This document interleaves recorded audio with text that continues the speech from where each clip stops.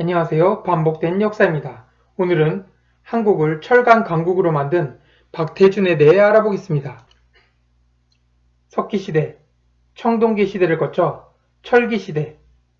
철은 문명의 상징이며 우수한 철의 생산은 그 나라 국력을 나타내는 척도이죠. 사람들은 철이 모든 국가에서 생산되는 줄 알지만 질 좋은 철, 고급 자재의 철을 생산하는 나라의 수는 소수에 불과하죠. 그럼 한국을 선진 철강 대국으로 만든 인물 박태준에 대해 알아보죠. 그는 1927년 경남 동래군에서 태어났죠. 그 후 6살 때 그의 가족들이 일본으로 건너가며 일본에서 성장합니다.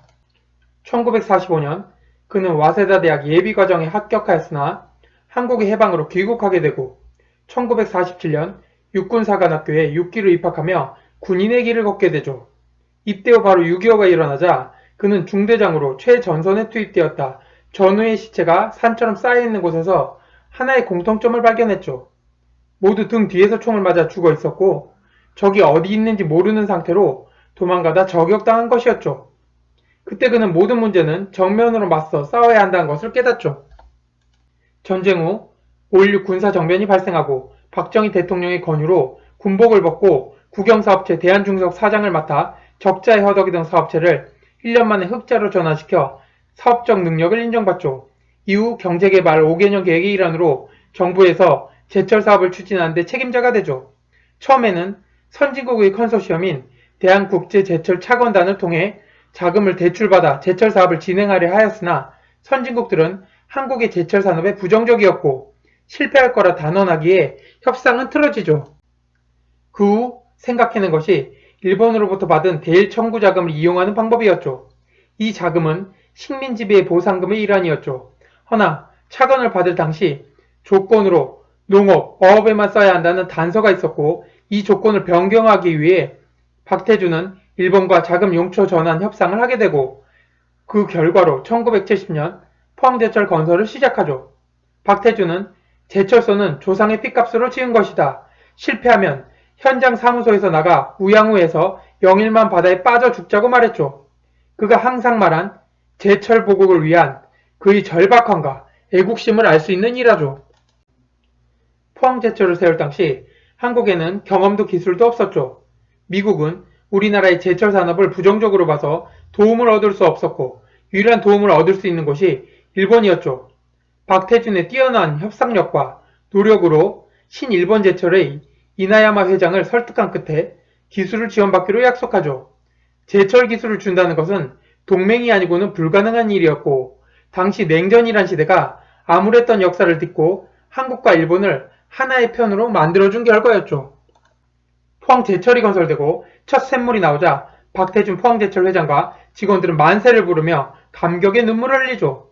폐허의 이 땅에 선진 용광로가 만들어지며 새로운 시대를 알리는 경이적인 날이었죠.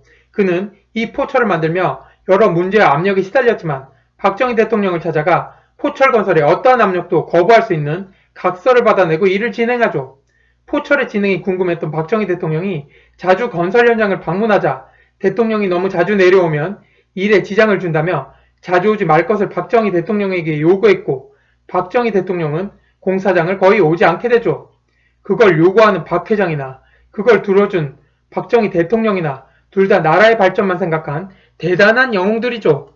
한국에서 가장 고쳐야 할 점은 대충이란 말이 있죠. 이 말을 몸소 실천한 일화가 박태준 회장에게 있죠. 1977년 영일만 건설공사에 부실공사가 발생하자 공정률이 80%이던 발전, 송풍설비 공사장을 박태준은 다이너마이트로 모두 폭파시키죠.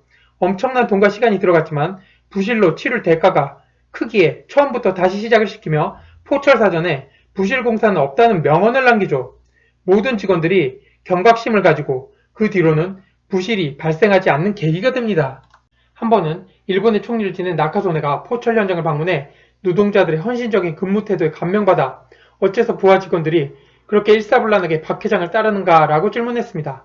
이 말을 들은 헬무트 하세코 오스트리아 국립은행 총재는 이 부분에 대해 자문자답했죠. 사심 없는 그의 지도력 때문이다. 그 같은 무사심의 지도력이 없다면 그렇게 많은 사람이 그렇게 흔들림 없이 그를 따르지 않았을 것이다. 라며 부하 직원들이 박 회장에 대한 신뢰를 보냈다 기록하죠. 직원들이 왜 그를 신뢰하는지에 대한 일화들이 전해지죠. 1977년 4월 24일 새벽 제1제철공장에서 엎질러진 쇳물 사건이 일어났죠.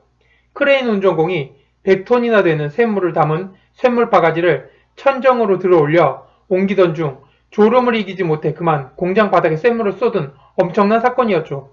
이 사고로 공장의 신경계라고 할 케이블이 70%가 불에 탔죠. 인명피해는 없었지만 재정적 손실은 이루 말할 수가 없었죠.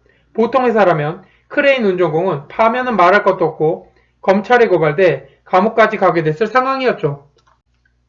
그러나 박태준은 엄청난 노동으로 잠이 부족했던 근로자를 위로하고 모든 책임은 자신이 지며 근로자에게 일만 열심히 하면 된다 말하고 일을 무마시키죠. 또 회사를 세우기도 전에 사원 복지를 위해 사원 아파트를 짓자 야당 의원들이 회사를 세우기도 전에 망치고 있다 비난하자 박태준 회장은 말하죠. 양질의 노동력은 억지로 나오지 않으며 강요한다고 질 좋은 노동이 되는 것이 아니다. 최고의 노동은 최고의 처우에서 나온다 라고 말하죠. 사원을 자식처럼 맡겨 그로부터 최상의 생산력을 얻어낸 박 회장의 리더십을 알 수 있는 일화입니다. 포항제철은 단지 철강 생산 그 자체가 아니죠.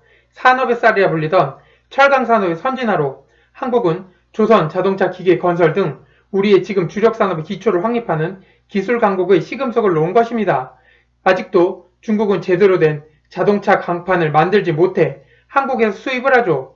예전 등소평이 일본을 방문해 신일본제철에서 포항제철과 같은 철강회사를 지어달라 하자 일본이 중국에는 박태준 같은 사람이 없다 거절한 일화는 너무도 유명합니다. 1973년 46억이던 포철의 이익은 1992년 박 회장이 물러날 때까지 1852억 원을 급증하죠. 한국의 철강 생산은 중국의 저가 철강이 밀어내기 수출로 많은 타격을 입혔음에도 불구하고 2018년 중국, 인도, 일본, 미국에 이어 5위를 기록하죠. 우린 세계적인 철강 대국이 된 것입니다. 이 모든 것을 이룬 주역이 박태준이었죠. 그는 지금 우리 곁에 없지만 그가 우리에게 준 할 수 있고 반드시 한다는 정신, 정면 돌파로 모든 문제를 풀어내는 과감성, 회사를 하나로 만들어 헌신적인 투혼을 발휘하게 하는 뛰어난 리더십을 우리는 기억하죠. 짧은 인생, 영원한 조국이란 말을 하며 나라를 위해 생애를 바쳤던 그를 기억하며 국가란 무엇이며 애국, 애민은 무엇인지 다시 한번 생각하게 됩니다. 감사합니다. 반복된 역사였습니다. 알람 설정, 구독과 좋아요는 영상 제작에 큰 힘이 됩니다.